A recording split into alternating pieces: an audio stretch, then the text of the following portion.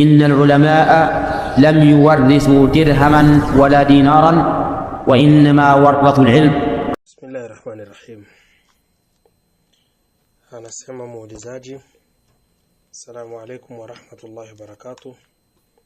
Wa alaikum assalam wa rahmatullahi wa barakatuh. Ikiwa kijana amempenda mwanamke wa Kiislamu, huyo kijana akamsomesha huyo mwanamke masomo ya dini mpaka akafaulu, na mwishoni akapanga kumuoa, na huyo mwanamke akawa hana tatizo, akakubali, ila wazazi wa mwanaume wakamkatalia kijana simuoe huyo mwanamke, kisa tu hawakuvutiwa naye wala kumpenda, wala kwa migogoro ya wazazi kwa wazazi, bimaana baba wa mwanamke walishwana na baba wa mwanamume, ama ukakuta wazazi wa mwanamke hawamtaki huyo mwanaume. Hapo walimzangu, ndoa itakuwaje? Itafungwa ama hitofungwa? Na ikifungwa, wali wa mwanamke ama wazazi wa mwanaume watakuwa wakina nani? Alhamdulillah wa kafa wa salatu wassalamu ala rasulillah wa baad. Nukta ya kwanza katika masala ya ndoa, mwanamume yeye kuoa hahitaji wali. Mwanamume kuoa hahitaji wali wala hahitaji ruhusa kutoka kwa wazazi wake, kwamba ikiwa wazazi wake hawakumridhia eti ndoa haitokuwepo. Kala, si hivyo. Mwanaume kuoa hahitaji wali. Anayehitaji wali ni mwanamke. Mwanamke ndiye ambaye anahitaji wali. Ikiwa wazazi wa mwanamume watamkatalia mwanamume kuoa, kisha huyu mwanamume akaoa, ndoa ipo wala haina ishkali yoyote. Ama ikiwa wazazi wa mwanamke wao ndio ambao wamikataa binti yao asiolewi na huyo kijana, hapa ndo pako tatizo. Hapa ndipo pako tatizo.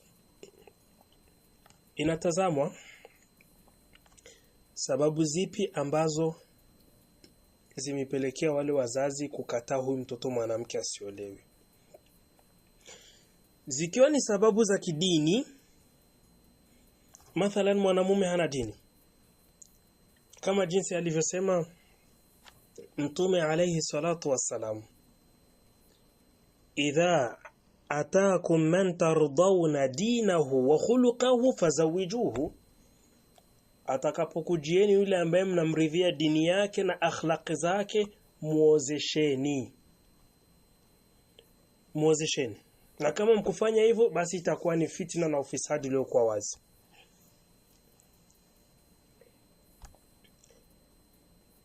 Hii hadithi wanazuoni wameikhtilafiana kunako sahihi wake. Baadhi yao wamesema ni dhaif, baadhi yao wakasema ni sahihi. Sisi nafsi yetu inamili kwa wale ambao waliosema kwamba ni sahihi, yani hasan kwa njia zake, kwa sababu hadithi iko na njia tatu na njia tatu zote ni dhaif. Kama inavyofahamika kwenye fani ya hadithi, hadithi ikiwa ni dhaifu iko na njia nyingi, kisha udhaifu wake ukawa ni mdogo, zinapeana nguvu, inafika inaitwa hasanun li ghairihi. Miongoni mwa walioipasisha Sheikh Al-Albani rahimahullah, amekuja kuoa kijana ambaye hana akhlaq, tabia zake chafu, si mwenye kusali. Hapo kuna wanazuoni wengine wanaona kwamba vile asiyesali ni Muislamu, bado angaliki Muislamu, na wengine wanaona kwamba asiyesali ni kafiri. Na hii ndio kauli ambayo inadhihirika kwamba ina nguvu kiasi fulani, kwamba asiyesali si Muislamu. Mfano muhimu, hao unakutana huyu mwenye anakuja kuoa si mtu wa sunna, wazazi wakakataa binti yetu haolewi na huyu mtu kwa sababu haiko vizuri kwenye upande wa dini. wazazi hapa wanasikika na wanakubaliwa. Wanasikika na wanakubaliwa. Ama ikiwa wazazi wamekataa kwa sababu ya maslahi ya kidunia, labda mwanamume hana pesa, hata kama yuko na dini lakini hana pesa, labda pia kadhalika kama jinsi suala lilivyozungumzia, kuna magomvi baina ya familia ya huyu mwanamume na huyu mzazi. Mzazi akasema mimi mtoto wangu hauolewi kwenye ile familia, siko ridha. Ile familia tuna magomvi nayo, kisha unaenda kuolewa kwayo, siko ridha kwa hilo.